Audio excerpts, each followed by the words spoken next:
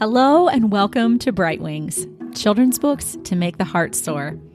I am your host, Charity Hill. The purpose of this conversation is to help mothers and fathers identify books that will liberate their children to embrace truth, goodness, and beauty. Well, friends, along the way, as I'm helping you find books that point your children to truth, goodness, and beauty, along the way, as I give you the ability to think through these things for yourself, I have an initiative within Bright Wings called Books Worth Reading. And the purpose of this initiative within Bright Wings is that you get to see how I evaluate literature. In this episode, I'm going to be reviewing The Wild Robot by Peter Brown, a book published in 2016. I'm going to give you a plot summary of the book, and my reviews are full of spoilers so that parents don't have to read the book in order to make an informed decision about whether it's right for their child. So I guess these book reviews have two purposes. The first is to save you time so that you kind of know what the book is and you can make a thoughtful choice without having to read it yourself. Also, it's to teach you how to read a book. What is this book proposing about human flourishing? What is this book proposing about boyfriend-girlfriend relationships? Does the book have violence? What kind of violence? Does this book have a subtext? So along with plot summary, I try to give you a closer look. And then because I believe in nuance, I will try to offer you, if it's a meaty kind of book, I'll try to offer you good questions that you can ask your child about the book so that you can think about the book together, you can unpack it together, and you can connect with one another, even if you haven't read it. Because connecting with your child and having meaningful conversations about literature is the best thing in the world. Except for a nice MLT when the tomato is ripe and the mutton is nice and lean. Oh, that's so perky. I love that too. So let's turn from Princess Bride references and let's look at The Wild Robot by Peter Brown. It's a middle grade fiction work of 195 pages that details the story of Roz, the robot. Her factory name is Rosm 7134, and she's part of a shipment of many of her kind. Her ship encounters a hurricane, and Roz is the sole surviving robot. She crashes onto an island, and all the other robots in the shipment either sink with the ship or are broken to pieces on the shore. She is activated by a group of playful otters and goes about exploring the island, which in fact terrifies all the animals on the island who consider her a monster. So this book is an interesting mix of AI, artificial intelligence, one would call it, and nature.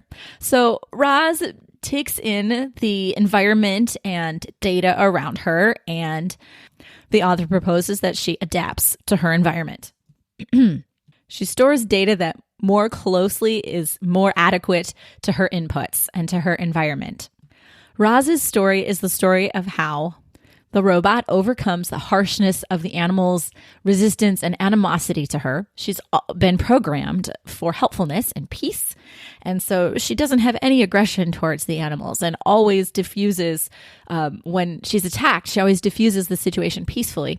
So she's a helping, problem-solving, anti-violence kind of robot.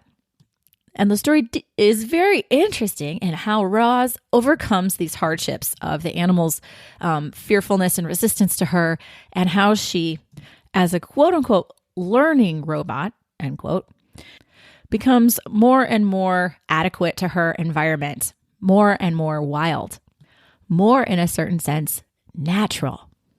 Even though she doesn't have a nature, really, she's entirely mechanical.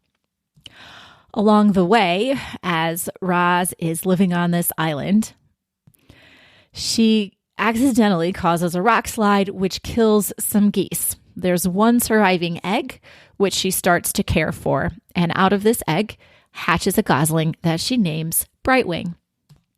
Imitating the other motherly animals in the forest, Roz mothers Brightwing with the help of other geese.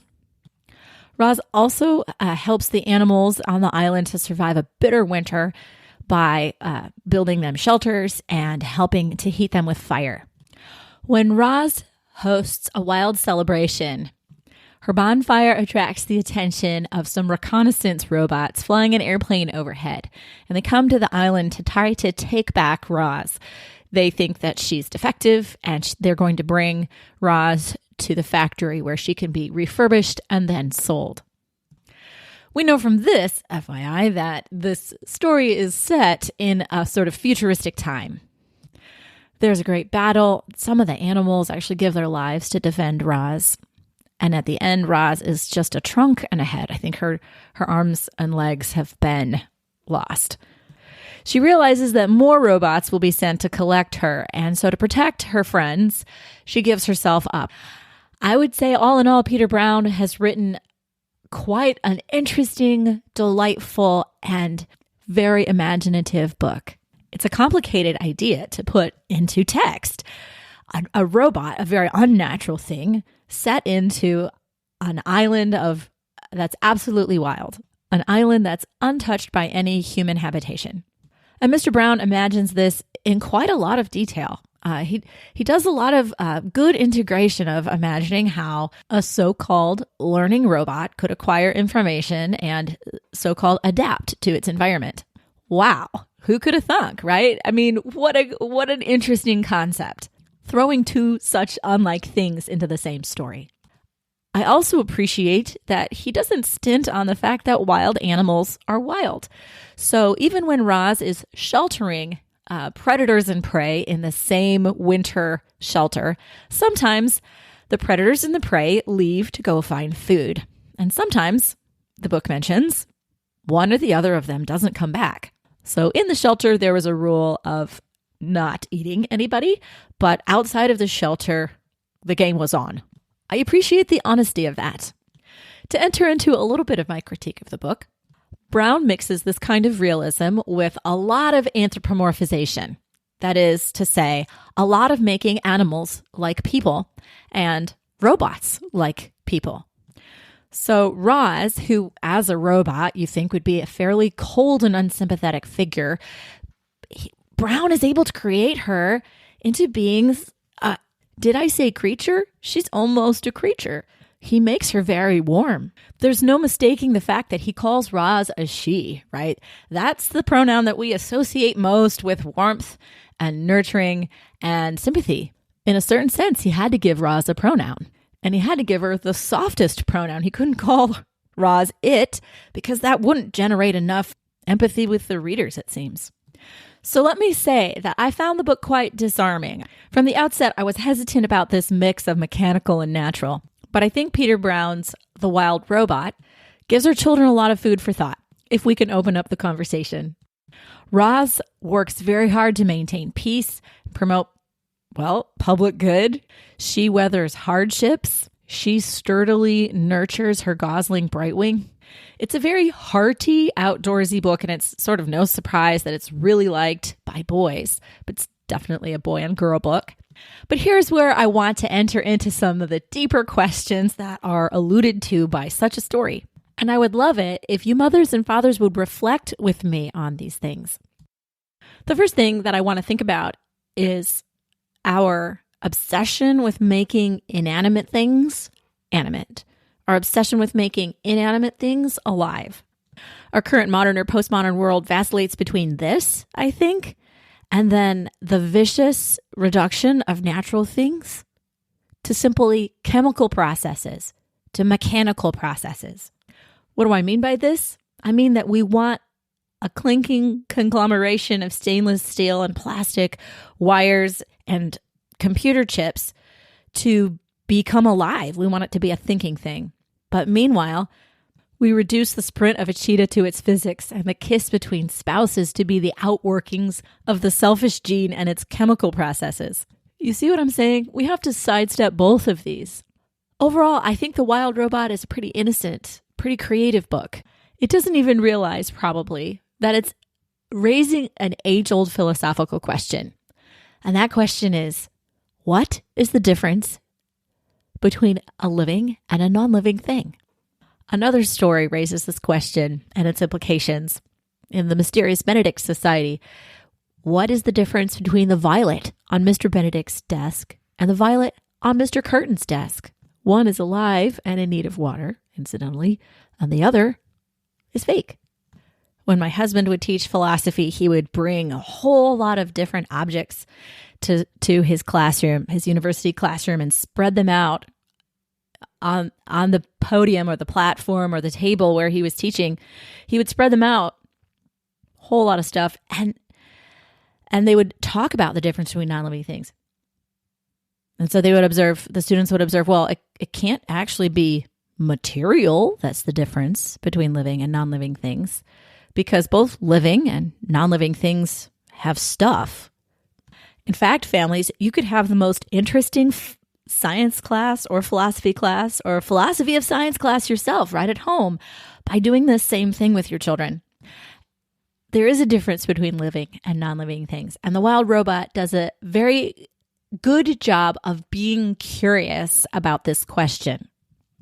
And I want to flag for you my slight concern, my slight worry that the wild robot creates aspirations that inanimate things become alive. It creates a warmth or an openness, a friendliness towards such things.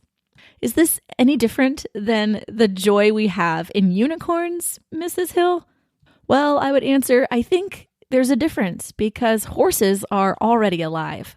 And I would propose robots never will be. So I think wild robots require a few more conversations. But that's okay.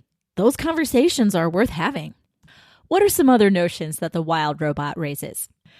Well, it raises a question that the Hill family tries to be really clear about. And that is that computers will never think. They will never do what we do when we think. And human minds will never compute. We need to examine such language and aggressively strike it out of our personal vocabulary. When my computer is taking time to process data, it's not thinking. It's not waking up. When I take time in solitude, I'm not recharging my batteries. Yes, I am going to quibble with you about that because I think these small things reveal us to ourselves. So I want to say, Roz is not a she. She isn't living, and she doesn't adapt. She doesn't survive. She doesn't have friends. She's not a mother, and she doesn't have a son. Except by simile. Except through some analogy. I'm trying to be hard-headed here. Roz acquires new information and more data, and she uses it to respond sensitively to her environment. Really, Roz has no interiority because she's a robot, but we have to anthropomorphize her. She doesn't have character, but she, of course, in a certain sense, develops. She has stored data that closely adequates to her inputs more and more sensitively. Shoot, I can't even use the word sensitively because that has to do with senses. But let me point out something beautiful. Beautiful. Because I'm really not trying to ruin the premise of this story. The author, Peter Brown, can't help but anthropomorphize not only Roz, but also all the creatures that live on the island. He tries to keep the wild animals as wild as possible, but we can't help give them motivations, character, kindness, hard work. And it's clear that the lovable place is the natural world, not the world of the robots that come on the plane to take Roz away.